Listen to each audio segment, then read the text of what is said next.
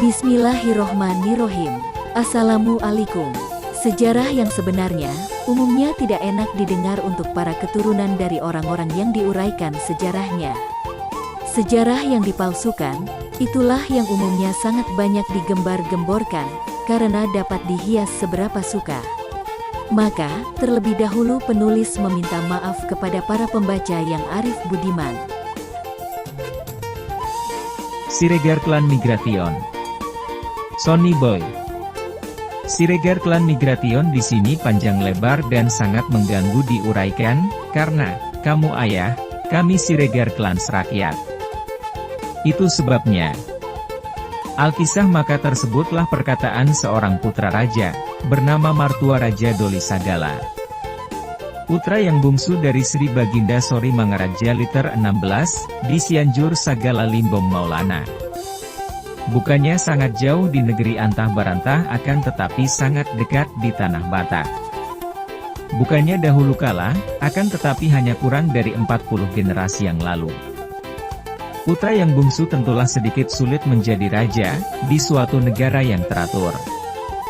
Martua Raja Doli dengan anak-anak buahnya pasukan berkuda, laki-laki saja, pergi merebut sesuatu daerah yang tidak teratur. Menjadi seorang pangeran, untuk mengukir kepangeranan untuk dia sendiri. Martua Raja Doli C.S. menyerang dan merebut sesuatu kampung di Pulau Samosir di sebelah timur. Namanya Lotung. Letaknya, dekat ke Ambarita, dekat ke Tomok, kelihatan seberang air dari Parapat. Tanpa izin, Martua Raja Doli C.S. mapan di Lotung. Penduduk asli dari kampung Lotung itu adalah orang-orang Batak dari Sauli Raja Klan Grup.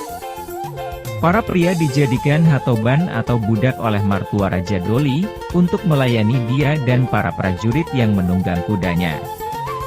Para wanita dibagi-bagi oleh Martua Raja Doli menjadi betina yang dijarah. Wope.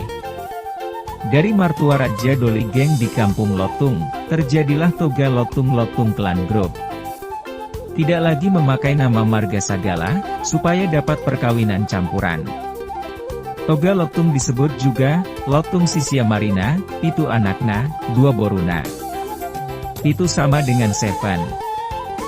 Sia sama dengan Nine. Toga Lotung terdiri dari 7 klans yang turun-temurun dianggap bersaudara, serta 2 klans yang turun-temurun dianggap anak boru. 7 tambah 2 sama dengan 9. Ohkah 7 klans yang katanya bersaudara akan tetapi terus-menerus bertengkar adalah sebagai berikut. 1. Situmorang klans pertama di antara yang sederajat. 2. Sinaga klans yang kedua dalam pangkat dan keabadian. 3. Nainggolan Klas. 4. Pandiangan Klans. 5. Simatupang Klans. 6. Aritonang Klans. 7. Siregar Klan Benyamin yang bungsu.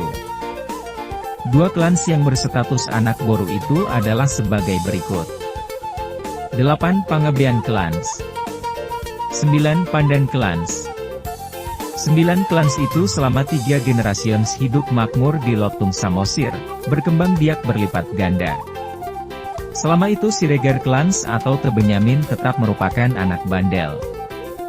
Terlindung dan dimanjakan oleh saudara tuanya Simatupang Klan, tetapi sangat dibenci oleh 7 klans lainnya. Wai. Siregar Klan atau Benyamin di Lotung hidupnya bukan banting tulang di dalam pertanian serta peternakan di gurun batu Samosir, seperti 8 klans lainnya. Akan tetapi, Siregar Klan atau Benyamin enak saja setiap hari dayung-badayung di Danau Toba, sambil mendengungkan lagu-lagu, luga-luga solo lugahon. Makanya paling sedap, yakni dengan cara parasiting atas saudara-saudara tuanya, yang tidak percuma begitu banyak. Sifat dari dimanja Benyamin begitu, Sonny Boy. Tidak biasa. Malahan di legio rumah-rumah tangga orang-orang Batak hingga ini hari masih saja terus-menerus begitu. Caracteristik sifat Batak. Malapetaka datang mengganggu Arkadia di Lotung. Surga di bumi untuk mendayung dan bernyanyi Siregar Clans People. Apa? Di Lotung Samosir pecah epidemi wabah.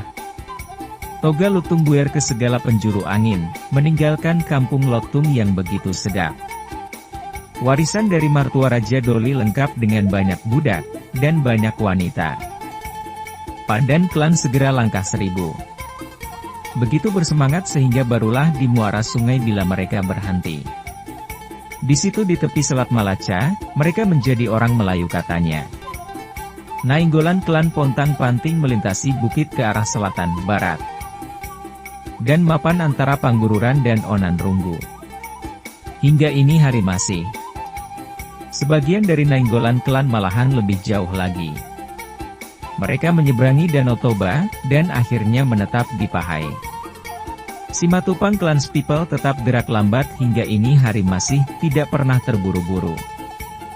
Simatupang klan berunding masak-masak dan akhirnya mencapai mufakat bulat 100% akan pergi ke Toba yang telah berkembang dengan baik dengan tingkat budaya yang tinggi. Pergi dengan solu-solu atau perahu yang besar yang masing-masing dapat memuat sampai 30 orang dan barang bawaan mereka. Segala-galanya harus dipersiapkan dengan matang. Sifat orang-orang marga Simatupang. Syarat supaya akhirnya dia mau melangkahkan kakinya. Sedangkan orang-orang lain semuanya sudah mencapai ujung dunia. Pandiangan klan paling parah dilanda oleh wabah epidermiks. Hampir musnah. Sisa-sisa yang sedikit buang sial, dan ganti nama. Biasa orang-orang Batak zaman dahulu kala. Pandiangan klan sengaja dipecah menjadi sejumlah klan yang amat kecil, yang masing-masing hanya terdiri atas sekitar setengah lusin anggota laki-laki. Yakni, Gultom klan, Pakpahan klan, Harianja klan, Sitinjak klan, dan masih ada lagi. Siregar klan atau Tebenjamin mulai main sirkus. Hit horai. Memulai dengan, Siregar klan orang sangat membantu menuntun segala ternak milik saudara-saudara tuanya yang sedang pindah alamat. Dituntun ke samping di suatu tempat di semak-semak, dan disembelih di tempat panggang besar. Banyak daging dan babi. Akan tetapi, Pandan klan, Nainggolan klan, serta Simatupang klan, tidak mempertanyakan beras dan padi supaya ditulung angkut oleh Siregar klan. Terpaksa cari akal. Siregar klan tanpa izin akan tetapi dengan cara bebas mengambil sendiri beras dari lumbung-lumbung milik Pandiangan klan, yang sudah dipecah dan sedang asik membagi warisan. Siregar klan bergembira ria di Lotung yang sudah mulai sepi. Banyak nasi sapi dan babi utuh diludah. Gultom klan baru saja dibentuk dan tidak kebagian beras warisan dari mantan Pandiangan klan, pergi menggugat Siregar klan pada Situmorang klan atau Te Primus Inter Pares. Situmorang klan tidak sanggup menghukum Siregar klan yang biasa kurang ajar. Karena Situmorang klan sendiri sudah putus nafas dilanda oleh epidemi wabah. Situmorang klan didelegasikan kuasa kepada Sinaga klan, untuk sepantasnya menghukum Siregar klan, yang dituduh mencuri beras dari orang yang mati dan dari orang yang hidup. Sinaga klan sangat bertenaga melakukan tugas. Itu dia yang sudah turun-temurun ditunggu. Lagi pula, Simatupang klan sudah berangkat. Tidak ada lagi perlindungan untuk Siregar klan. Sinaga klan memukul canang tanda perang. Pong pong peng. Mobilisasi umum. Datang orang-orang Aritonang klan serta orang-orang Pangabean klan. Sedang orang-orang Siregar klan terus makan besar. Dengan bersenjatakan pedang, tombak, kayu bakar, palang pintu dan lain sebagainya. Sinaga kekuatan sekutu menyerang Siregar klan yang sedang asik panggang. Siregar klan terpaksa buyar meninggalkan ilmu gastronomi. Kepalanya bengkak-bengkak, benjol-benjol. Dikejar terus sampai ke air Danau Toba, supaya di situ tenggelam hidup-hidup, seperti kucing. Simatupang klan sudah bertolak dari Lotung, akan tetapi masih di dalam jarak panggilan di atas air Danau Toba. Simatupang klan tidak sampai hati melihat teriakan Siregar klan dipukuli di dalam air. akan ditenggelamkan hidup-hidup seperti kucing. Simatupang klan memutar haluan dari solusi mereka dan kembali ke Lotung. Simatupang klan berdamai dengan Sinaga klan.